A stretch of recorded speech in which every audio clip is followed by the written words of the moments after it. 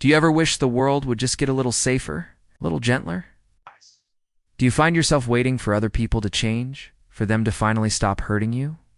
We all think that things will get better when our circumstances improve, when life finally decides to be kind. But I'm here to tell you that's not how it works.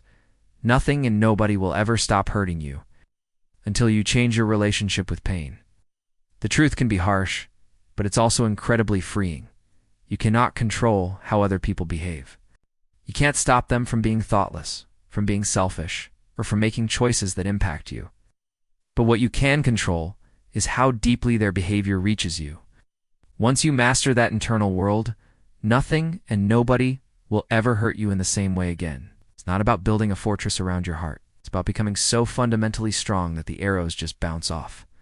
Today, we're going to talk about the 5 powerful shifts that will help you build this unbreakable version of yourself. The first and perhaps most crucial shift is emotional detachment. Now, when I say detachment, a lot of people think of coldness, of being unfeeling or uncaring. But that's a complete misunderstanding. Emotional detachment isn't coldness, it's clarity. It's the profound ability to feel your emotions fully without letting them break you. It's the power to care deeply for others without losing yourself in the process. It's how you love without becoming blind to reality. Think about it. Most of our suffering doesn't come directly from the event itself. It comes from the story we attach to it, the way we weave that event into our own identity. Someone insults you, and you don't just hear their words. You absorb them as a definitive judgment on your worth. Someone leaves you, and you don't just feel the sadness of their absence. You internalize it as proof that you are fundamentally not enough. Someone betrays you, and you don't just see their failure. Let their choices define your value as a person. This is where the pain gets its hooks in. When you practice emotional detachment, you start to see the truth. You realize that people almost always act from their own world, their own wounds, their own fears, and their own internal chaos. Their behavior is a mirror reflecting them, not you. The person who lashes out in anger is often revealing their own insecurity. The person who ghosts you is showing their own inability to communicate. Once you truly, deeply understand this, their power over you begins to dissolve. You can see their actions for what they are, information about them instead of a verdict on you. The second shift is embracing boundaries without apology. So many of us are taught to be accommodating, to be flexible, to not cause trouble. But this often comes at the cost of our own well-being. Boundaries are not walls you build to keep people out. They are filters. They are a conscious system you create to allow in what nourishes you, what respects you, and what energizes you, while actively rejecting what drains you, what disrespects you, and what depletes you. And here's a key insight. The people who get angry at your new boundaries are usually the very same people who benefited from you not having any in the first place. Their frustration is not your problem. When you stop giving people instant access to your time and energy, you stop being controlled by their demands. When you stop feeling the need to explain and justify every decision you make, you reclaim your power and stop being manipulated. When you stop allowing even subtle forms of disrespect, you stop being hurt by it because you've made it clear that it has no place in your life. A boundary isn't a threat.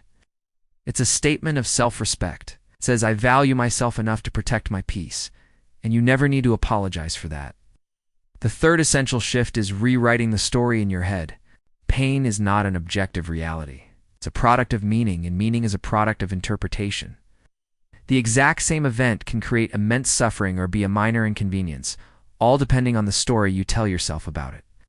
Let's take a common example. Someone you were dating ghosted you. You can choose to interpret this event through a narrative that says, there must be something wrong with me. I'm worthless, forgettable. That story will lead to deep, prolonged suffering. Or you can choose a different narrative. They're incapable of healthy communication and showing up for another person.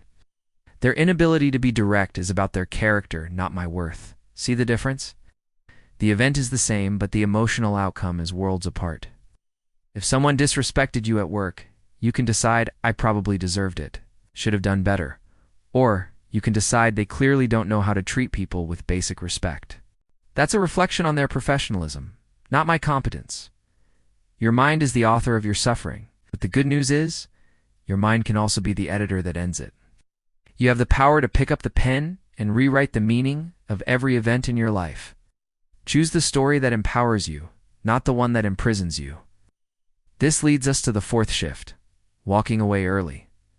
Most of the deep emotional wounds we carry aren't from a single sudden blow. They are the result of 1,000 small cuts we ignored along the way. We get hurt because we choose to overlook the first signs, the early red flags. That subtle change in their tone, it's a sudden lack of effort. It's a small dismissive comment that you brushed off. The pattern of broken promises. People reveal who they are very quickly. We just choose to stay long enough to get damaged, hoping they'll change, hoping we're misreading the signs. But hope is not a strategy. Walking away at the first sign of consistent disrespect isn't a sign of weakness. It's an act of profound intelligence. It's emotional self-defense. It's the conscious refusal to let someone else's chaos become your trauma. You don't have to wait for a catastrophe to justify leaving. The initial tremor is enough. Just protect your peace by honoring those early warning signs and having the courage to walk away before the damage is done.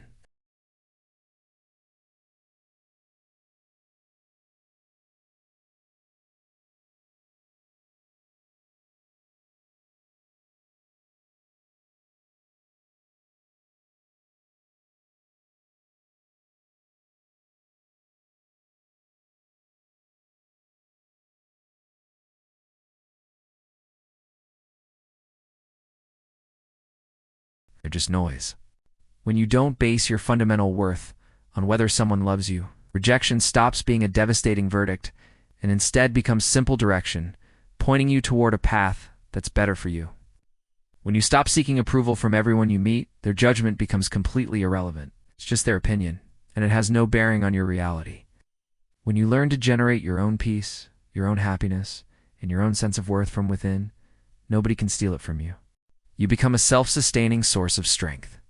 This is the moment everything changes. It's the moment you stop asking the world to stop hurting you, and you instead focus on building a version of yourself that cannot be broken in the same way again. Nothing and nobody will ever hurt you again. Not because the world magically becomes softer or kinder, but because you become stronger, clearer, harder to manipulate, and ultimately impossible to control. Your peace will no longer be a fragile thing, dependent on the whims of others. It will be a fortress, built by you, brick by brick. If this message awakens something in you, if you're ready to start building that fortress, make sure to subscribe. We're all about psychology and philosophy that helps you rewire your mind and protect your peace. Thanks for watching.